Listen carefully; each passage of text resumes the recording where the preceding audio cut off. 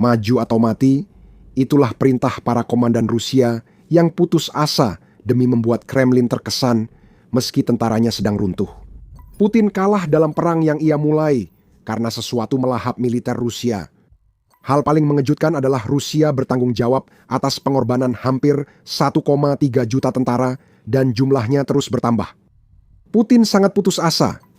Pengorbanan itu gagal, kini ia melakukan hal yang dapat melumpuhkan negaranya demi melanjutkan perang yang telah kalah. Ada tekanan yang sangat besar di dalam militer Rusia dan tekanan itu bisa terlihat dari kata-kata. Komandan Rusia mengatakan ini dalam panggilan telepon yang disadap dan dipublikasikan oleh Intelijen Militer Ukraina, HUR, pada 15 Februari. Apa maksudmu? Di sana ada tambahan. Apa yang kalian lakukan? Apa kalian benar-benar sudah kehilangan akal? Komandan Rusia membentak pasukannya. Apa maksudmu? Menolak, maju, sialan, jalan. Apa yang kita lihat di sini ada dua hal yang sangat menarik. Pertama, kata penolakan. Sudah jelas pada titik ini bahwa semakin banyak tentara Rusia yang menolak untuk maju membabi buta ke zona maut Ukraina yang mereka tahu akan menghancurkan mereka.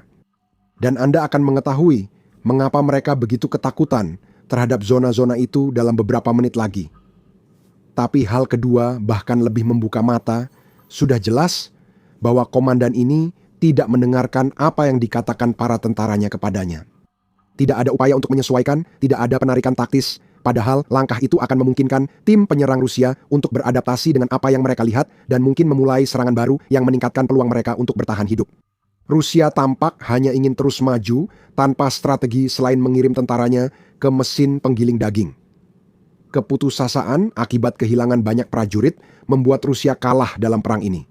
Keputusasaan juga melanda para komandan yang takut pada atasan dan harus segera melapor.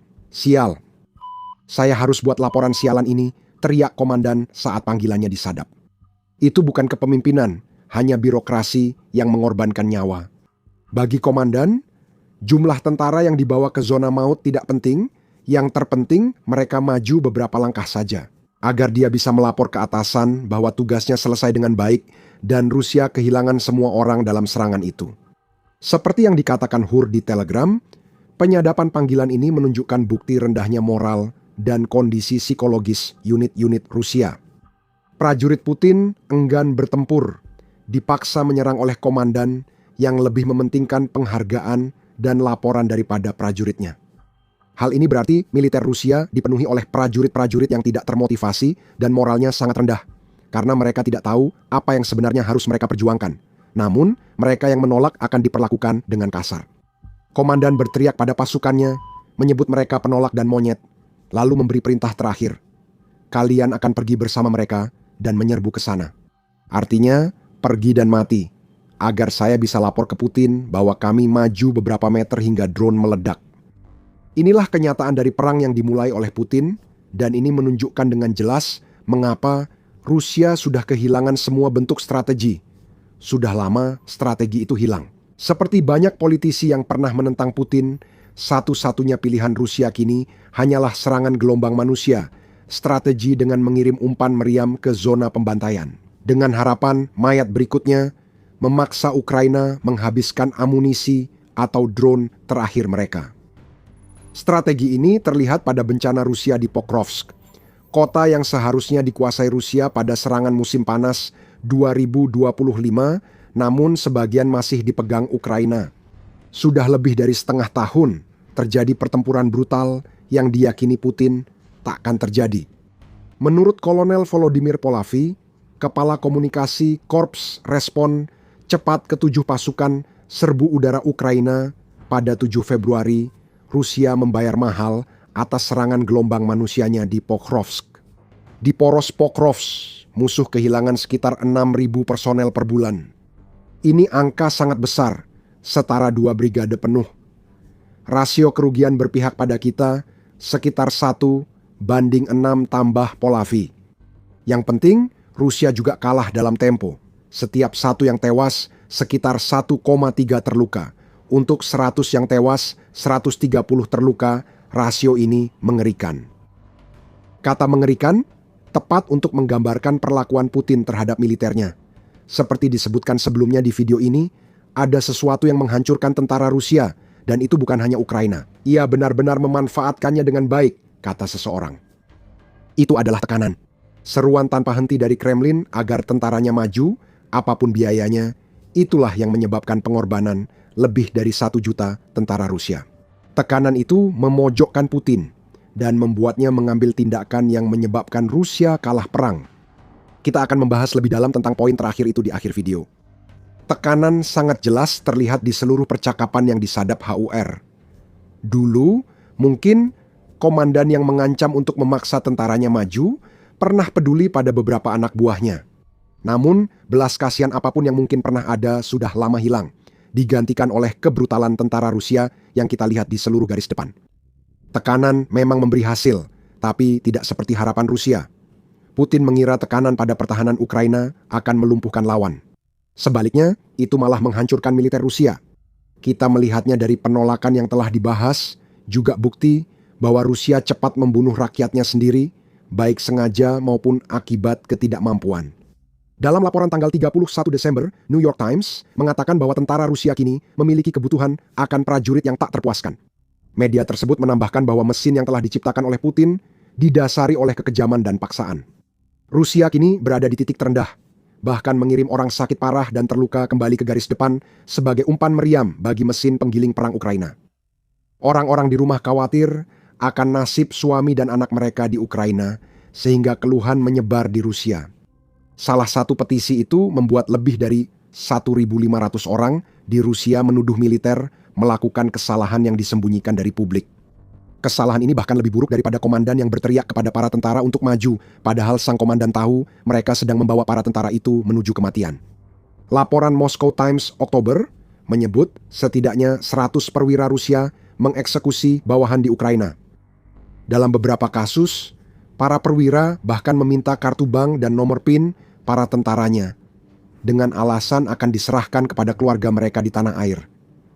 Tapi kita semua tahu apa yang sebenarnya diinginkan para perwira itu. Rekening tentara penuh dengan pembayaran besar akibat mendaftar perang Putin. Sebuah kartu bank dan nomor PIN adalah semua yang dibutuhkan untuk mengirimkan uang itu ke kantong para perwira korup yang tidak mempedulikan nyawa tentaranya maupun orang-orang yang mereka tinggalkan. Militer seharusnya tidak bekerja seperti itu. Tekanan dari Putin dan bawahannya pada militer Rusia menyebabkan bencana brutal ini. Dan akhirnya kita kembali pada komandan dan perintahnya. Terus maju, serbu ke zona maut, dan mati demi negara. Untuk memahami kekacauan besar yang ditimbulkan di barisan Rusia, kita perlu menjelaskan apa sebenarnya yang ada di dalam zona maut. United 24 Media merangkum dengan baik dalam karya interaktif yang menjelaskan tekanan Putin pada tentaranya dan bagaimana ia mendorong para prajuritnya menghadapi situasi tersebut. Pertama, ada medan. Lapisan-lapisan pertahanan mengubah tanah itu sendiri menjadi perangkap maut bagi para tentara Rusia yang pada akhirnya diperintahkan untuk maju, biasanya tanpa kendaraan apapun. Itu adalah butanka, kata dalam bahasa Ukraina untuk jaringan masif kawat berduri tipis yang terus-menerus menyangkut di pakaian dan kaki, membuat tentara Rusia terjebak. Gulungan kawat berduri harus dilewati, dan sering ada unit Ukraina bersembunyi di terowongan untuk penyergapan atau mengendalikan drone. Kita akan bahas drone nanti jika pasukan Rusia cukup beruntung punya tank atau kendaraan lapis baja. Mereka masih harus melewati ranjau, parit, dan gigi naga yang seperti kawat berduri untuk infanteri, dirancang untuk memperlambat dan pada ranjau meledakkan rantai kendaraan. Lalu ada ratusan drone. Beberapa digunakan untuk pengintaian dan memandu pasukan Ukraina menyergap target. Lainnya adalah drone FPV bermuatan peledak yang terbang ke tank terjebak dan tentara terisolasi. Kematian tak terhindarkan. Ukraina menciptakan zona pembunuhan untuk menggiring tentara Rusia ke penyergapan drone dan artileri. Kebanyakan yang masuk ke tanah tandus penuh penderitaan ini tak akan keluar. Mereka akan mati dan lebih banyak lagi yang menyusul. Menurut National Interest, pada artikel 25 Januari, zona pembunuhan ini bisa menyelamatkan Ukraina. Namun sebagian besar karena tekanan yang telah sering kita bahas. Zona pembunuhan itu tidak akan seefektif sekarang jika Putin sendiri tidak memerintahkan pembantaian massal tentaranya sendiri dengan mengirim mereka ke sana. Rusia tidak berupaya mencari taktik alternatif untuk mengatasi zona pembunuhan itu. Komandan Rusia diperintahkan merebut wilayah dan akan dihukum jika gagal. Hal ini menyebabkan situasi seperti yang diungkap HUR pada Februari. Tekanan dari atas berarti kematian di bawah. Besar sekali pengorbanan militer Rusia untuk perang Putin. Menurut Minfin, 1.254.450 tentara Rusia telah tewas, terluka, ditangkap, atau hilang sejak Putin melancarkan invasinya hingga 16 Februari. Rusia kini kehilangan sekitar 1.000 tentara per hari menurut Sekretaris Jenderal NATO Mark Rutte. Dengan kecepatan ini, Rusia butuh sekitar 45-46 hari lagi untuk mencapai 1,3 juta tentara yang dikorbankan demi perang di mana mereka sudah kalah. Putin sangat putus asa untuk terus menjalankan mesin pembantai itu. Begitu putus asanya hingga sekarang, dia melakukan sesuatu yang tidak hanya akan menghancurkan militernya, tetapi juga akan melumpuhkan Rusia sendiri. Kita akan segera mengungkapnya, namun masih banyak hal serupa yang akan dibahas. Jika The Military Show bermanfaat, jangan lupa berlangganan agar tak ketinggalan video. Apa yang dilakukan Putin yang bisa mengubah kekalahan perang jadi bencana penghancur negara di mana Rusia mungkin tidak akan pernah pulih darinya? 3 kata, mobilisasi massal rahasia. Dalam laporan 13 Februari untuk The Telegraph, pakar militer Inggris Amish de Bretton Gordon mengungkap Rusia kehabisan relawan untuk perjuangan Putin yang sia-sia. Merekrut narapidana sudah tidak membantu lagi. Rusia sudah merekrut 180.000 narapidana untuk perang hingga Januari 2025 menurut Kiev Independent. Dan sel-sel penjara mulai kosong. Rusia juga berupaya merekrut tentara sebanyak mungkin dari negara ketiga. Meski sumber daya itu lebih sedikit dari harapan Putin, jumlahnya jauh dari cukup untuk menggantikan pasukan yang hilang. Pernyataan de Bretton Gordon setara dengan perkiraan 35.000 korban per bulan. Mobilisasi merupakan respons Putin atas krisis akibat tekanan ini. Namun, tak ada pengumuman besar atau seruan patriotik untuk berperang setelah 4 tahun perang melelahkan yang telah menguras rakyat Rusia. Mobilisasi ini dilakukan secara rahasia, seperti yang dijelaskan de Bretton Gordon, dan menurut kontak saya di komunitas intelijen. Putin sekarang tampaknya sedang melakukan mobilisasi secara diam-diam, tambahnya, siklus wajib militer 2 kali setahun yang biasa, yang secara historis sekitar 130.000 orang setiap gelombang telah digantikan dengan sistem wajib militer bergulir yang dirancang untuk menyamarkan jumlah besar pria yang dipanggil. Mobilisasi diam-diam ini disebut de Bretton Gordon, bahkan lebih besar dari mobilisasi parsial yang diperintahkan Putin pada 2022.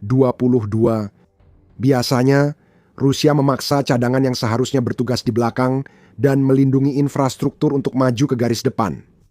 Putin telah menemukan solusi jangka pendek untuk kampanye perang atrisi di Ukraina, yaitu cara untuk memasukkan tentara ke dalam militer yang telah runtuh di bawah tekanannya sendiri dan pertahanan Ukraina yang menghancurkan. Namun, demi dorongan jangka pendek, Putin mengorbankan masa depan Rusia untuk perang yang tak akan dimenangkan, karena memasukkan tentara yang tak seharusnya ke garis depan. Mungkin sekarang menjadi lebih jelas mengapa para tentara komandan yang muncul di awal video tadi menolak untuk maju. Mereka seperti Dante di film Clerks seharusnya tidak ada di sini hari ini atau kapanpun, tapi ini sudah lama terjadi. Oktober lalu, Institut untuk Studi Perang (ISW) melaporkan Kremlin bersiap mendorong cadangan ke garis depan lewat mobilisasi bergilir. Ini mirip dengan yang dijelaskan de Bretton Gordon. ISW mencatat pendekatan bayar untuk bertempur yang dipakai Rusia hampir 4 tahun, hasilnya makin menurun. Uang tak lagi efektif bagi Putin, jadi dia harus menempuh cara licik dengan memaksa cadangan ikut perang. Seperti kami katakan, ini hanya solusi jangka pendek karena cadangan Putin terbatas. Masalah utama Rusia kini adalah strategi perekrutan baru Putin yang dirancang menjaga tekanan, namun justru membunuh Rusia di medan perang. Strategi ini sangat picik dan bisa menghancurkan Rusia sendiri. Putin menyadarinya. Dia merahasiakan taktik mobilisasinya karena alasan tertentu menurut Atlantic Council. Putaran pertama mobilisasi Rusia, yang hanya sebagian dan terjadi pada bulan September 2022 lalu, sudah sangat tidak populer di kalangan masyarakat Rusia.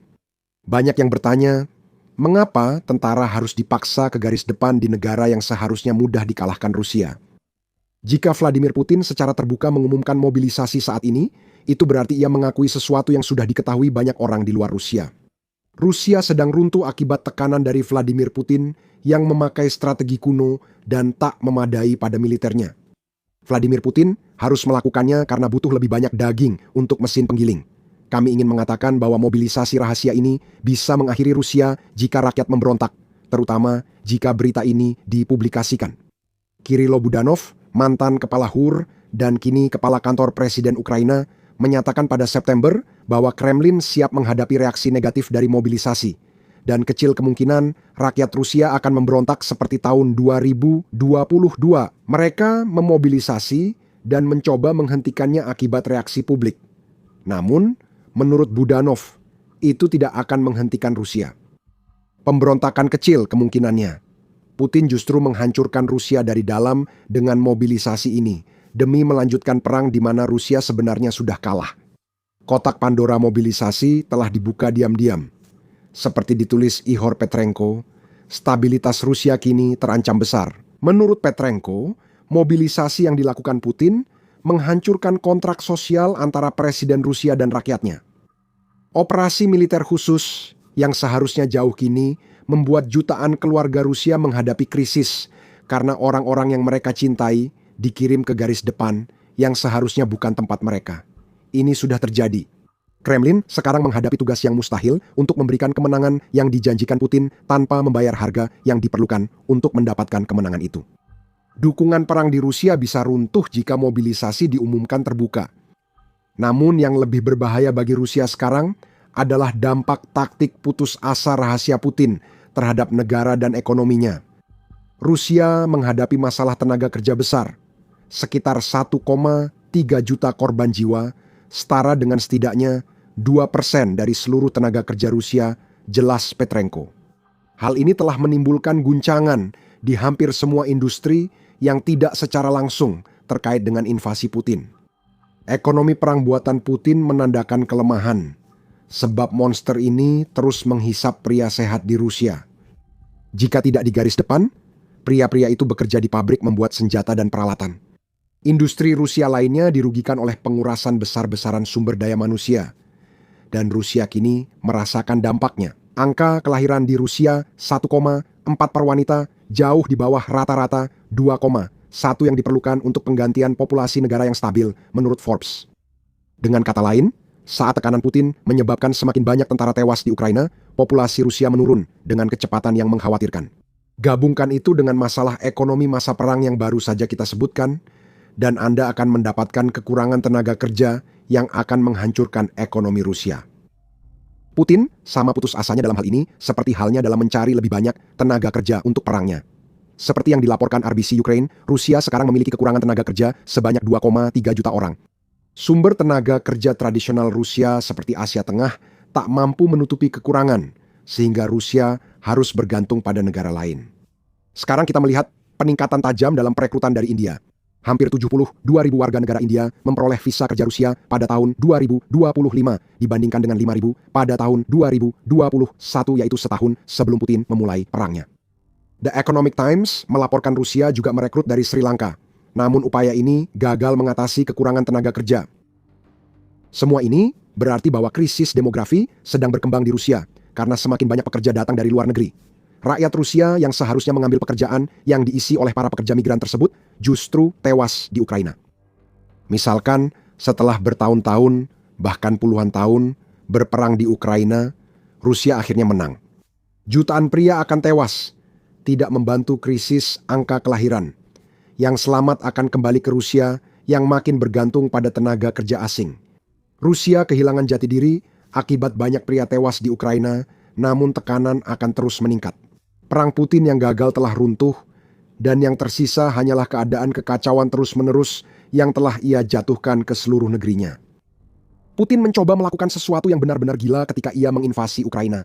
Yang ia tunjukkan hanyalah rapuhnya Rusia akibat tekanan ekonomi, keinginan separatisme, dan hilangnya pengaruh geopolitik. Rusia pun hancur selamanya. Cari tahu lebih lanjut di video kami. Dan jika Anda menikmati video ini, jangan lupa untuk berlangganan The Military Show untuk lebih banyak video yang membahas runtuhnya Rusia dari dalam keluar. Dan seperti biasa, terima kasih telah menonton.